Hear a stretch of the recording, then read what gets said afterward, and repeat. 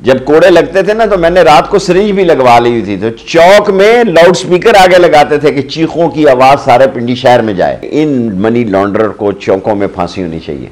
देखिए जी, उसका जुर्म तो नहीं है ना कोई इतना बड़ा जितनी उसको सजा मिल रही है। सबसे बड़ा जुर्म यह है कौम की दौलत को लूटना है। इन मनी लॉन्ड्रर को चौकों में फांसी होनी चाहिए।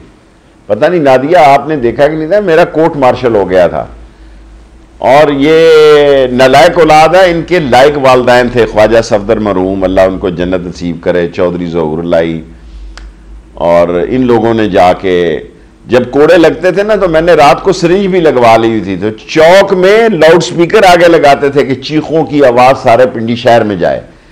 मैं ये तो सोचता था कि मैं सह लूंगा कोड़ों की, 10 कोड़े सह लूंगा, और साल कैद मैंने बच्चों के साथ गुजारी। मैं स्कूल टीचर था, 5वीं जमात को पढ़ाता था हरीपुर जेल में। लेकिन इन दोनों लोगों ने, अल्लाह उनका,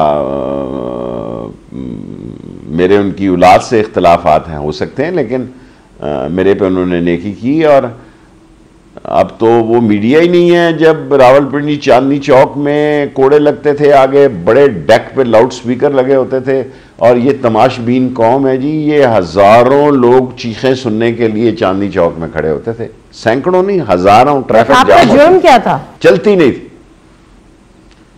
मेरा जुर्म तकरीर, और क्या था।